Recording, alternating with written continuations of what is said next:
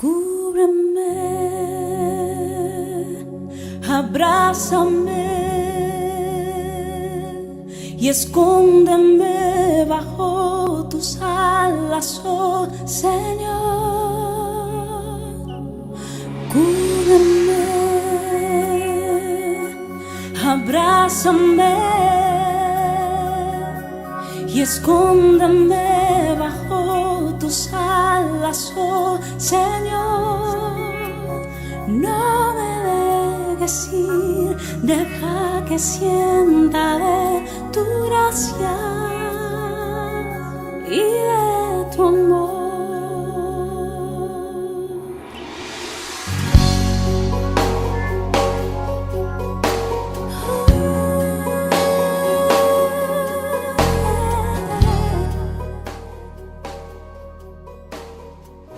Muy buenas tardes, queridos amigos de este programa, Sembrando Esperanza. Como siempre digo, es un sábado más con vosotros, o un domingo o un martes, depende del día que tú nos sintonices y desde dónde nos sintonices también. Quería felicitarles. ¿Por qué? Porque de alguna manera vosotros, con vuestras intervenciones y llamadas o peticiones de libros, nos animáis a continuar haciendo este programa, tratando de llevar pues ese grano de esperanza a un mundo que se hunde en su propia miseria, en su propio dolor, en su propio raíz de engaño prácticamente, su falsa esperanza, que es la que nos están dando mucha gente cada día. Bien, esta tarde me gustaría hablamos de un tema distinto al que hicimos la semana pasada. La semana pasada nos paramos a hablar de la parábola del hijo del buen samaritano. ¿Se recuerda? Quizás lo han visto el programa o lo tienen en su Biblia. Hablábamos del buen samaritano, aquel hombre que fue, no sabemos de qué país era, pero creemos que era judío, y fue de alguna manera atracado por unos bandidos y le robaron, le pegaron y le dejaron medio muerto tirado en la cuneta. Bien, no voy a contar la historia ahora, pero sí pasó a un hombre que era de Samaria y que no era muy amigo de los judíos, ni los judíos amigos de ellos tampoco. Y este hombre atendió a este herido que estaba en la cuneta tirado. Bien, hoy nos vamos a parar en otro tema distinto. ¿Por qué razón? Porque lo mismo que la parábola de buen samaritano marca un hito en la historia y en los evangelios, porque Jesús hace una invitación muy directa a ellos y le dice: ves tú y haz lo mismo, lo que hizo este samaritano, ve tú y hazlo. Esa respuesta vino en relación al que le preguntó, le dijo: ¿quién es mi prójimo? Bien, pues hoy vamos a pararnos a ver otra de las historias, digamos, que encontramos en los evangelios, en la boca de Jesús, que realmente no se puede comparar a nada ni a nadie. Ni nadie se ha atrevido a hacer lo que este hombre hizo o dijo. Vamos a pararnos a ver en Lucas capítulo 11 y Mateo capítulo 6, versículo 9 al 13. Me estoy refiriendo a la oración del Padre Nuestro. Bien,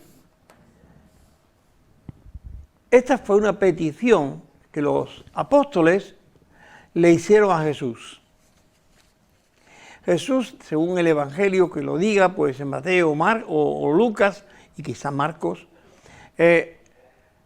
ellos vean a Jesús orando. Y cuando termina Jesús de orar, se acercan ellos y le dicen: Maestro, ¿por qué no nos enseña a orar a nosotros como Juan, el Bautista, enseñó a sus discípulos? Jesús entonces se para ante ellos y le repite o le dice, por primera vez lo encontramos así: Padre nuestro, cuando vosotros oréis, dice así el texto, cuando vosotros oréis, orad de esta manera. Cuando des limosna, no hagas tocar trompeta delante de ti, como hacen los hipócritas en las sinagogas y en las calles, para ser alabados por los hombres. De cierto os digo que ya tienen su recompensa. Y cuando ores, no seas como los hipócritas, porque les gusta el orar de pie en las sinagogas y en las esquinas de las calles para ser vistos por los hombres. De cierto os digo que ya tienen su recompensa. Mas tú, cuando ores, entra en tu aposento y cerrada tu puerta, ora a tu Padre que está en secreto. Y tu Padre que ve en lo secreto te recompensará en público. Y al orar, no uséis vanas repeticiones como los gentiles, que piensan que por su palabrería serán oídos. No os hagáis semejantes a ellos, porque vuestro Padre sabe qué necesitáis antes que le pidáis. Vosotros, pues, oraréis así: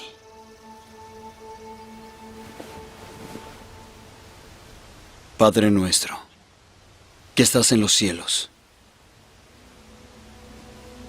santificado sea tu nombre, venga tu reino, hágase tu voluntad como en el cielo, así también en la tierra. Danos hoy el pan nuestro de cada día. Y perdona nuestras deudas como también nosotros perdonamos a nuestros deudores. Y no nos metas en tentación, mas líbranos del mal. Porque tuyo es el reino, y el poder, y la gloria por todos los siglos. Amén. Como he dicho, entre las oraciones que Jesús hace, y encontramos pocas oraciones en la boca de Jesús, audible o escrita, encontramos esta. ¿Qué tiene de particular esta oración? Sencillamente hay cosas muy interesantes en ella. La primera cosa que encuentro es, él emplea el término Padre. ¿Por qué?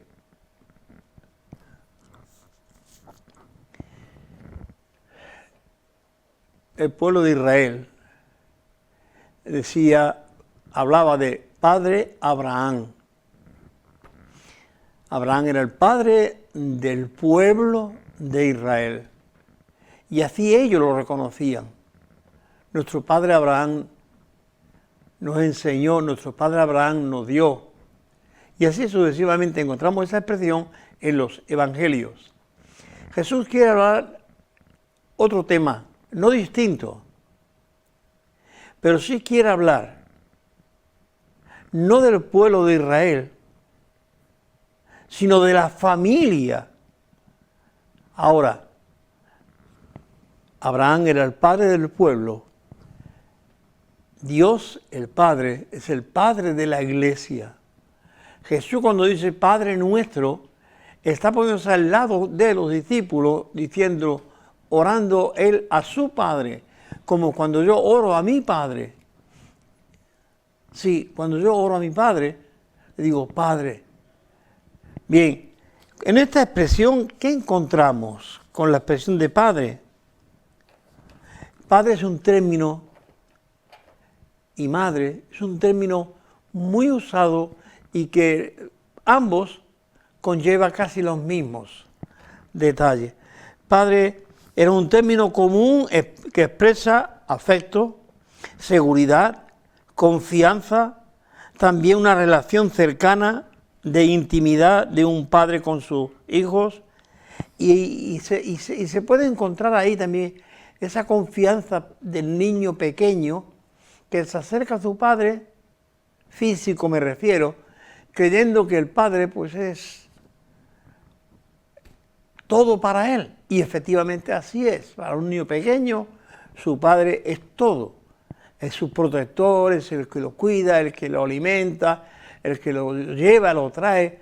Sí, para un niño pequeño, su padre o su madre es todo, lo máximo. Bien, ¿por qué usa Jesús este término? Porque la iglesia ya no es el pueblo de Dios, es la familia de Dios. Y cada familia tiene un padre, tiene un progenitor.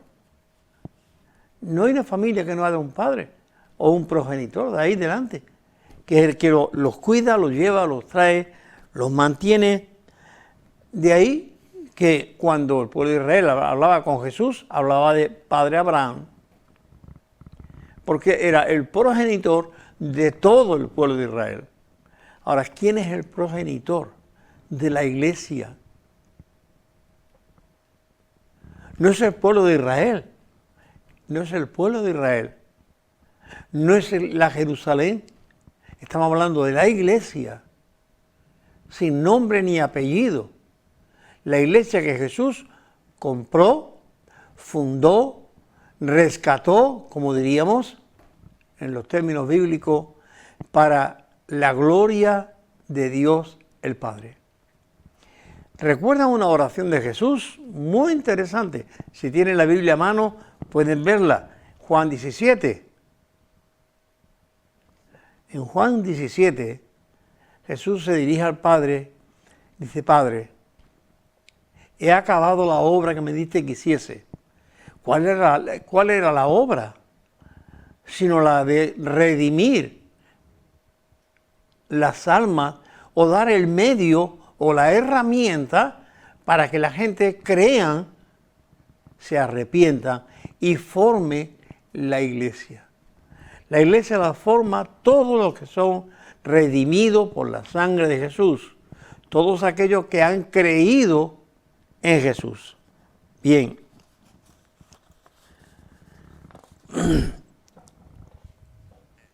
Hay un texto muy bonito, no sé si lo vais a tener por ahí, pero lo tenemos en Isaías 64, y dice así el texto: ahora pues, Padre, ahora pues, Señor, tú eres nuestro Padre, nosotros barro, y tú el que nos formaste. Así que obra de tus manos somos todos nosotros. Esas son las palabras que Isaías le está expresando a Dios. Ahora, pues, Señor, tú eres nuestro Padre, y nosotros barro, y tú el que nos formaste. Así que obra de tus manos somos. Luego el salmista David sigue argumentando el mismo tema en el Salmo 119, verso 73, y dice: tus manos me hicieron, tú me formaste en el vientre de mi madre. Salmo 139, el salmista insiste en la misma idea: Dios mío, tú fuiste quien me formó en el vientre de mi madre, tú fuiste quien formó cada parte de mi cuerpo. Soy una creación maravillosa tuya.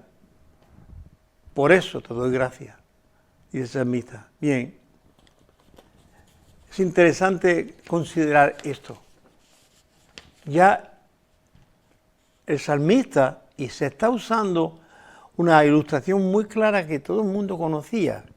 Ya nosotros lo hemos perdido eso, aunque yo recuerdo de los alfareros que hacían los ladrillos aquí en Sanlúcar, y el Lebrija nos hacían los cántaros, los botijos, las macetas y todo esto. Yo recuerdo haber visto estos alfareros con sus manos darle forma al barro para hacer la herramienta o el envase que yo tuviese en mente. Es una cosa interesante también que quiero ver aquí. Padre nuestro. Cuando yo oro, estoy hablando Padre. Y no estoy hablando tanto como individuo, como Pepe, sino como la iglesia de Dios, como el pueblo de Dios. Yo soy parte de una familia. Padre, aquí está tu familia. Esta es tu familia. Y tu familia clama a ti. Padre nuestro. ¿Quién es mi Padre? Una cosa muy interesante, y es que ustedes pueden ver, los niños, nuestros hijos, a veces se parecen a nosotros, otras veces no le vemos de ninguna manera un parecido a nosotros. Pero la gente, curioso esto, la gente que ven a nuestros hijos, al cual yo creo que no me parezco, o ellos se parecen a mí, pero la gente dice, tú eres hijo de, tu padre es, o tu madre es. ¿Qué hay en nosotros que la gente no se identifica con una familia, con un padre? Ahora, si yo creo en Dios, si yo tengo a Dios como mi padre, ¿en qué ve la gente que yo soy un hijo de Dios? Porque yo le digo Padre mío o Padre nuestro. Por esto la gente me identifican como hijo de Dios. ¿Sabía? Esta oración de Jesús se ha tomado como modelo para repetirla 1000 veces o millones de veces, a veces hasta sin sentido. No es una oración para ser repetida, es el principio, es la base de la cual yo arranco. Y me acerco a Dios creyendo que es mi Padre, pero teniendo en mi mente todas las consecuencias de hijo y a Él todo el respeto de Padre. Sí, Dios se merece todo el respeto de nosotros. No es contar una historia y terminar y hasta luego, papá. No. Perdón. Esta oración, cuando Pablo habla de mí de ella, usa el término también de Abba Padre, que es una expresión que va mucho más allá, que se expresa Abba Padre en arameo, expresa todo un conjunto de principios, de valores, de todo aquello que realmente nosotros como niños delante del Padre necesitamos y encontramos en Él. ¿Qué encuentro yo en Dios? ¿Qué es Dios para mí? ¿Qué sentido tiene? Dios está en el cielo y yo estoy en la tierra lleno de problemas. ¿Dios se olvidó ya de nosotros? No. ¿Dios no se ha olvidado de nosotros? Sí que nosotros nos hemos olvidado de Dios, eso es muy claro. El mundo se ha olvidado de Dios. Y usted diría algo. El mundo está huérfano de Dios. Ha dejado a Dios. Vive como huérfano, sin contar con el apoyo del Padre, con la ayuda del Padre, sin la protección del Padre. Vivimos de un Padre religioso. Sí, todos tenemos un Padre religioso. Pero realmente, ese Padre religioso, ¿a dónde nos lleva? Ese Padre religioso nos lleva muchas veces a un sinsentido, porque repetimos ese Padre nuestro como un papagayo, y no es esa la manera. Cuando encontramos en el Salmo 119, versículo 73, mano me hicieron y me formaron. Bien, podemos decir lo que queramos si no creemos en Dios. Si tú no crees en Dios, puedes decir de Dios lo que tú quieras, pero darte cuenta que las consecuencias están ahí.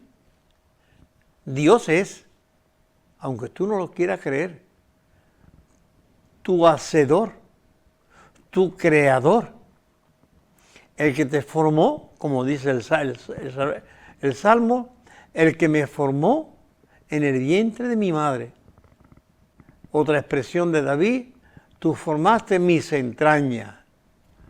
Si cada detalle de mi cuerpo fue formado por Dios,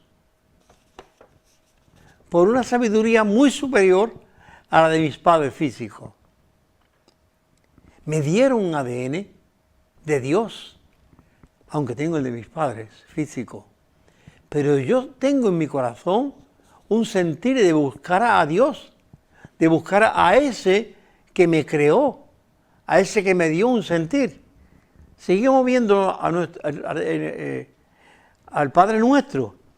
Además, otra cosa interesante es Padre Nuestro que está ¿dónde? Padre Nuestro que estás en los cielos. Curioso. Jesús ha dicho, creo que en el Evangelio de Mateo, creo que es, dice, a nadie llaméis Padre en la tierra, porque uno es vuestro Padre, el cual está en los cielos. Ve la importancia que Jesús le da al término Padre. Yo no puedo llamarle Padre a cualquiera, Padre espiritual me refiero, Padre físico yo tengo el mío, o ya no lo tengo porque el Señor se lo llevó, pero mi Padre lo he tenido aquí. Ahora, el Padre espiritual, Padre que dirija mis sentimientos, mis emociones, mis capacidades, ese es mi Padre espiritual, en ese que yo creo, en ese que yo espero, en ese que yo confío, en ese que cada mañana, cuando te despiertas, sabe que tiene un día que te ha regalado Dios, que te ha regalado un día. Mi Padre está en los cielos. No es un Padre, no es un Dios que está ahí de manera estética. No, es un Padre que está vivo, que tiene un corazón y palpita por ti, que tiene una mano y te la extiende y te ayuda.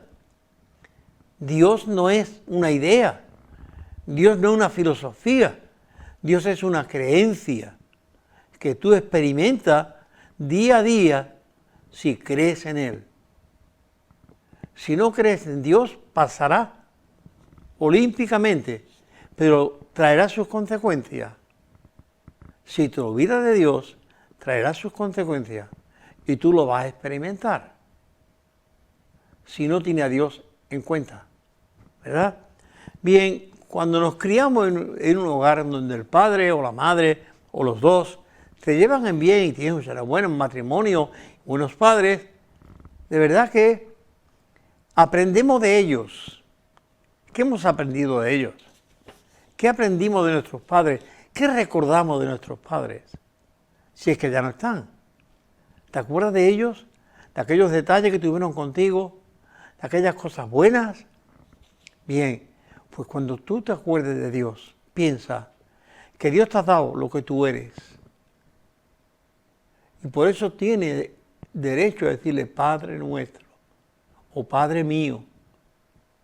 Tú eres mi Padre, porque como dice el salmista Isaías, somos tus hijos. Tú eres mi Padre, tú me formaste como barro y me diste forma. Hay el libro de Ezequiel, creo que es, que nos habla de la casa del alfarero. Una historia muy conocida.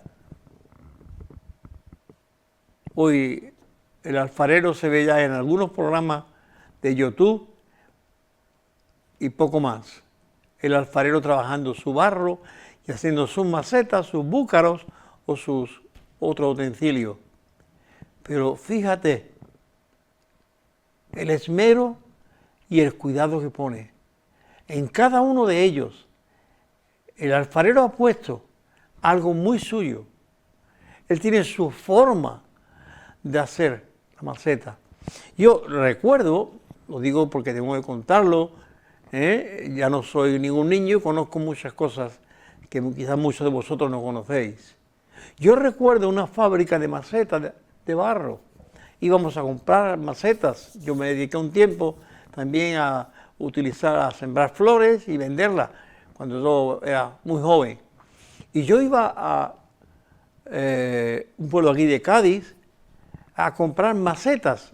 Había una máquina y hacían miles de macetas. Muy bonitas, muy baratas, claro, eran muy baratas.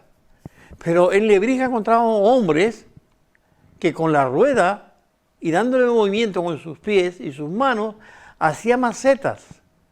Maceta, que no te estoy engañando, la tengo todavía en mi casa después de más de 40 o 50 años. Aquellas que compré en aquella fábrica de macetas, que no estaba ni muy bien acabada, ni eran finas como las que yo podía comprar en Lebrija. Sí, aquellas macetas que me hacía el alfarero lebrijano tenía parte de él, de su vida, lo que él veía, lo que él quería. La máquina hacía miles, pero eran eso, objetos de una máquina. Bien, con esto quiero decir que tus hijos y mis hijos, sin quererlo, tienen algo tuyo, muy tuyo. Pues Dios que te dio a ti la vida, mi amigo, mi hermano, Dios que te dio la vida, Dios que te dio lo que tú eres, las capacidades que tienes, las emociones que tienes, la vida que tienes, Dios te la dio. ¿Qué tienes tú de Dios? ¿Por qué le das tú gracias a Dios todos los días? Párate y recuerda que Dios cada día te da tu oxígeno para que tus pulmones respiren cada día, para que tu corazón lata cada día, para que tú te puedas levantar con fuerza todos los días para hacer tus faenas, tus trabajos o cuidar de tus hijos. Sí, esto lo hace Dios. Hay un momento muy interesante, y esto también es bueno que lo sepamos. Jesús se encuentra con un hombre muy religioso, es cierto, como muchos hoy, hay gente hoy muy religiosa, yo no estoy criticando a ninguno de ellos, pero sí digo, hombres y mujeres muy religiosos, que temen a Dios de esa manera que le han enseñado. No de la manera que Dios o que Jesús nos muestra en los evangelios, no. La manera que los hombres le han enseñado. Este hombre, que era profesor de, si quiere, vamos a llamarle un término más moderno, profesor de teología, enseñaba la ley del Antiguo Testamento, la ley de Moisés, la enseñaba al pueblo, desde los niños hasta los ancianos, cada semana en la sinagoga y en el templo. Este hombre, con inquietudes en su alma, con mucho conocimiento de la ley de Dios en su cabeza, pero con ciertas inquietudes en su alma, dado que él veía que Jesús de Nazaret hacía cosas que tenía que ser de Dios porque de otra manera no podía ser. Un hombre normal no hacía lo que Jesús hacía. Un hombre normal no podía mantener o dar de comer a 20.000 personas. Un hombre normal no podía hacer una pesca que llenara 3 barcos. Un hombre normal no podía decirle a un paralítico, levántate y anda, o corre. Un hombre normal no podía decirle a un ciego que viera, o decirle a un muerto, levántate y anda. Este hombre religioso, con mucho conocimiento de la ley de Dios, pero con ese contraste, porque este hombre, Jesús de Nazaret, no está con nosotros, con los que conocemos en profundidad la ley de Dios. Este hombre viene a Jesús y el texto aclara que vino de noche. Me estoy refiriendo al Evangelio de Juan, capítulo 3.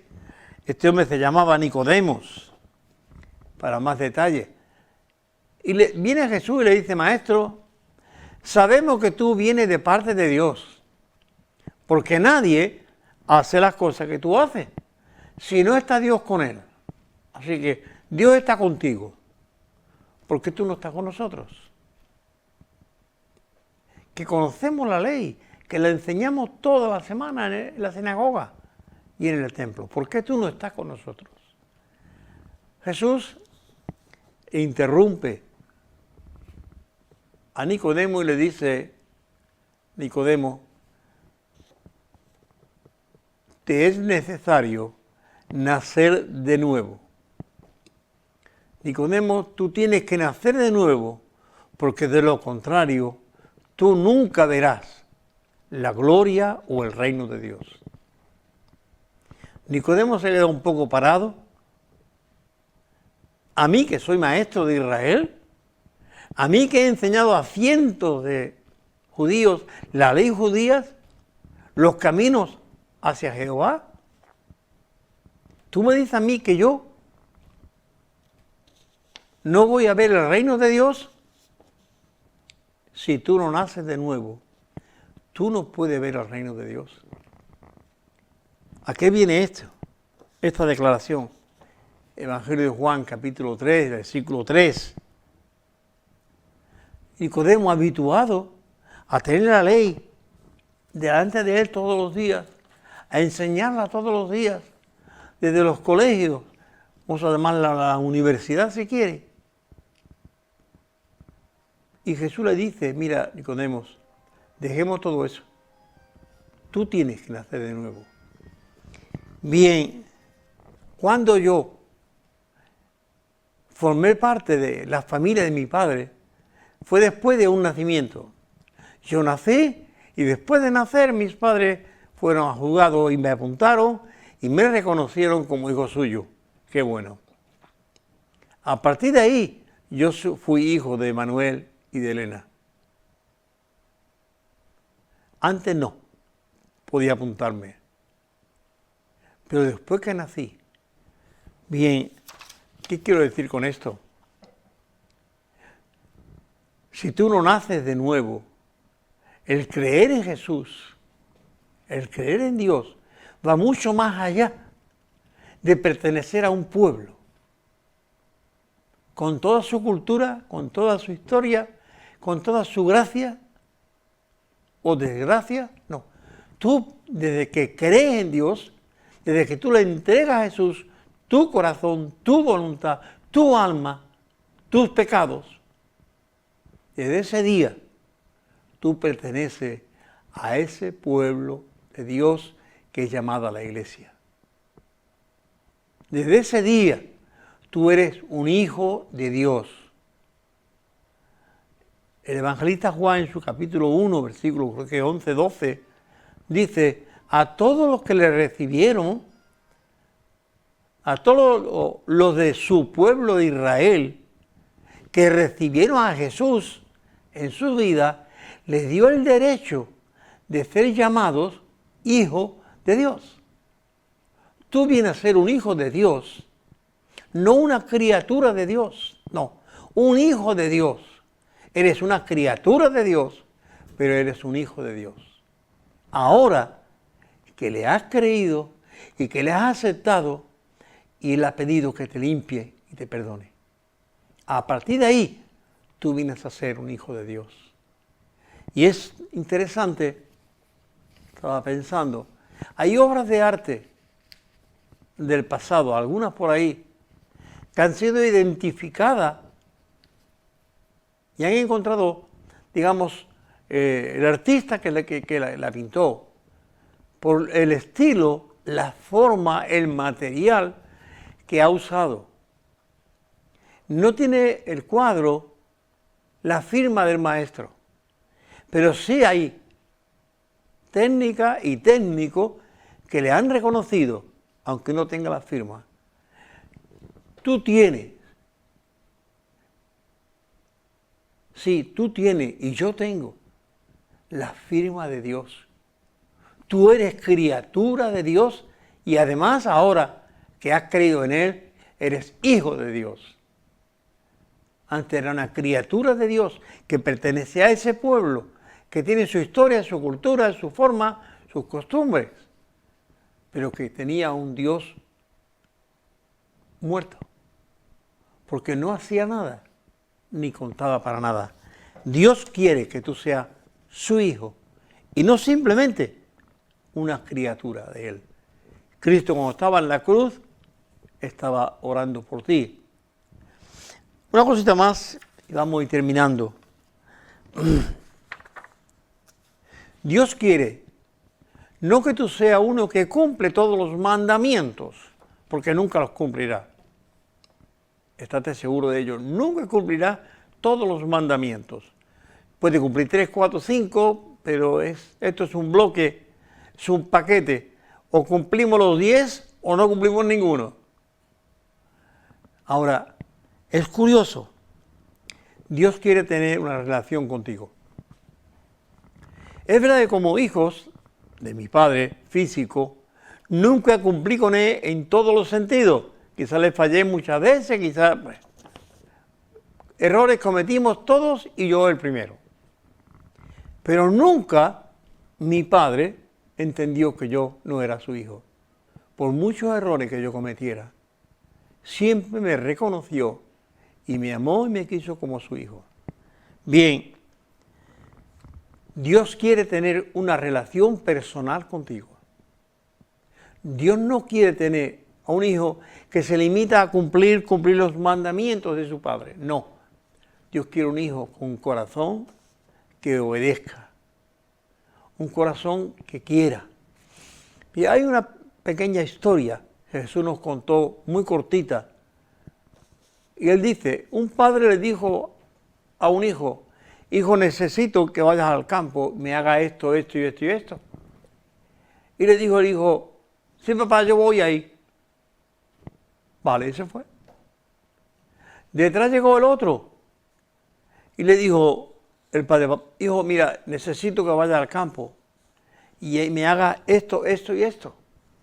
Y le dijo, no, yo no voy. Bien. Pero una vez salido los dos de la casa, el que dijo que iba ahí se olvidó y no fue. Sin embargo, el que dijo que no iba ahí, luego pensó, mi padre no se merece que yo le diga que no. Algo saltó dentro de él y se fue al campo de su padre.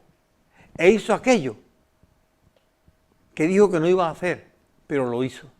Dios quiere hijos obedientes, no hijos que vayan cumpliendo mandamientos.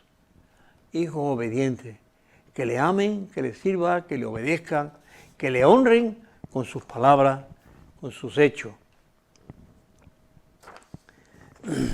El concepto que Jesús tiene de padre es muy alto. Por eso Él dice que no llamemos padre a nadie en la tierra. Lo citaba antes, decía en Mateo 23:9, no llaméis padre a nadie, padre espiritual para obedecerle. Padre espiritual hay uno y está en los cielos. Dios busca una relación contigo y no un cumplimiento, como he dicho. Ahora, fijaros, la semana pasada recuerdo que Jesús le dijo al samaritano, ve tú y haz lo mismo. ¿Cuál es el mayor de los mandamientos? Amarás a tu prójimo como a ti mismo. Vale. Ahora, ¿qué es lo que Dios quiere? Que tú ames a los demás como te ama a ti mismo. Ahora yo te pregunto, ¿en qué sentido y hasta dónde tú eres capaz de amar a Dios?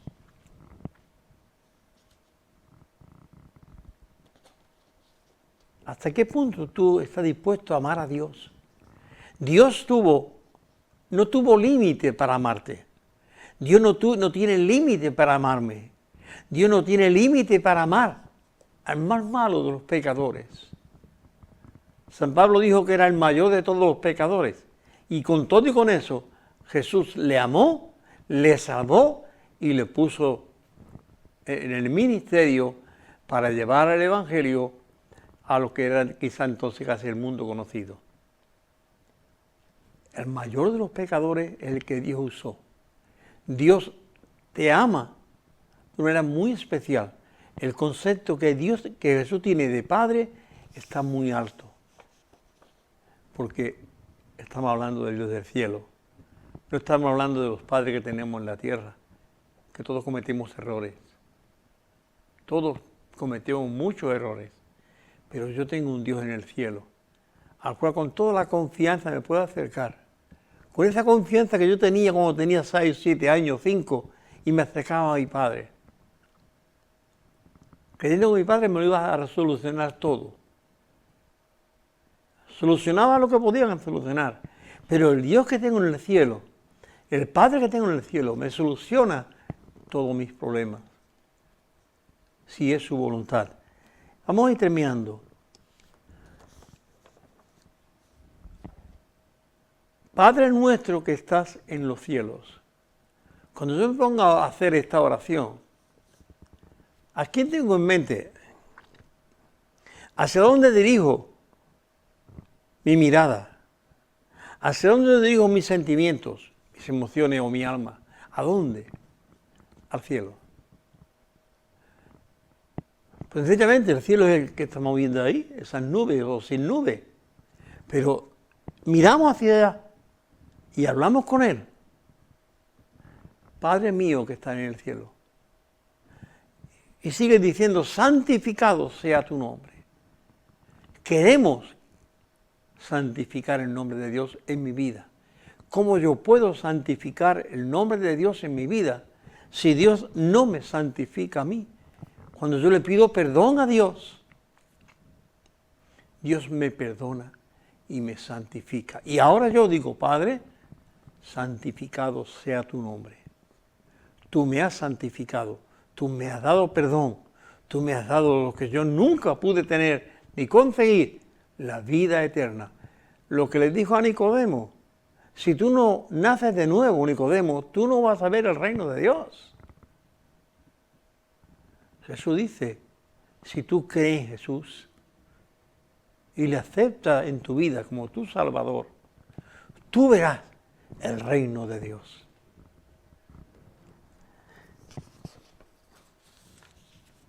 Me gustaría traer a tu mente solamente algo que está ahí, que no quiero dejar de decirte. Había un ladrón de los dos que acompañaba a Jesús en la cruz. Había un ladrón y le dijo, Señor, acuérdate de mí cuando vengas en tu reino. Este hombre creía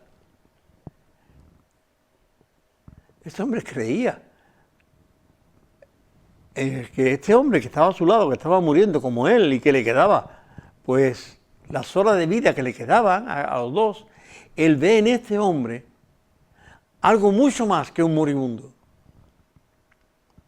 Cuando vengas en tu reino, Señor. Creía que este hombre era Dios, era rey, y iba a volver, iba a morir, pero iba a volver. Acuérdate de mí cuando vengas en tu reino. ¿Cuál fue la respuesta de Jesús? Muy distinta a la que le dio a Nicodemo. Si tú no naces de nuevo, no verás el reino de Dios, le dijo a Nicodemo. A este hombre que le dijo, de cierto, muy seguro estoy yo de que hoy estaremos en el reino.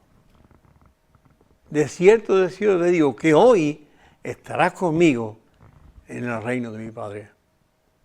Ahora, ¿qué concepto tienes tú de Dios? ¿Es tu Padre? ¿Es algo más que ese Dios religioso que ya tiene? Que se puede quemar, que se puede caer, que se puede romper, que se puede, y necesitamos hasta un mantenimiento para que no se estropee. Mi Dios no se mantiene con mi mantenimiento. Mi Dios disfruta cuando yo le alabo, cuando yo le canto, cuando yo le echo estos piropos a Dios, cuando yo le obedezco y le honro. Sí, cuando le sigo, como su palabra me enseña. Te quiero dejar con una canción que encuentro por aquí, que te puede ayudar también a entender todo esto que te estoy explicando. Y nos veremos la semana que viene con otro programa. Recuerden, esta semana tengo este librito para ti, más pequeño que el otro, pero se llama La gratitud, el perdón. Es un libro pequeñito, pero muy bueno. Creo que puede enseñarnos muchas cosas. La gratitud y el perdón. Si lo quieres, llámame. Como también tengo la Biblia para ti. Tengo esta Biblia para ti. Pídemela. Y yo con mucho gusto te la voy a entregar. ¿Te parece? Darte las gracias por estar ahí escuchando cada semana. Y también gracias por pedir a veces libros o alguna otra consulta. Muchísimas gracias. Nos vemos la semana que viene. Que Dios te bendiga. Pasa un fin de semana agradable con tus padres, con tus hijos posiblemente, o con tus abuelos también. Los tenemos por ahí. Que Dios te bendiga. Padre nuestro que estás en el cielo, oh santo sea tu nombre, mi Dios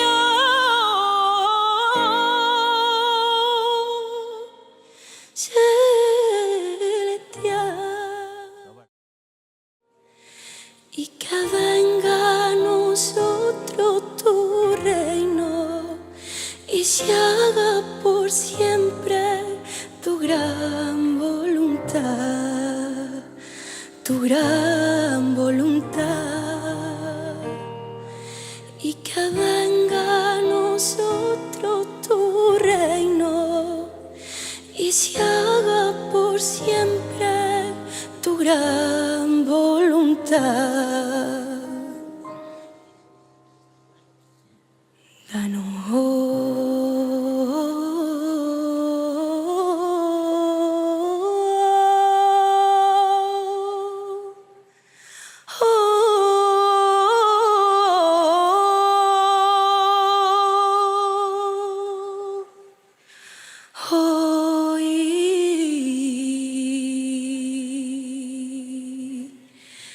danos hoy el pan de cada día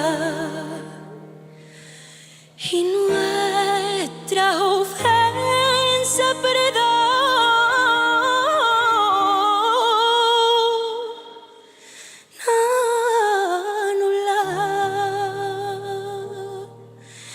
Que de tentaciones nos protejas y con tu gran fuerza líbranos del mal, líbranos del mal. Que de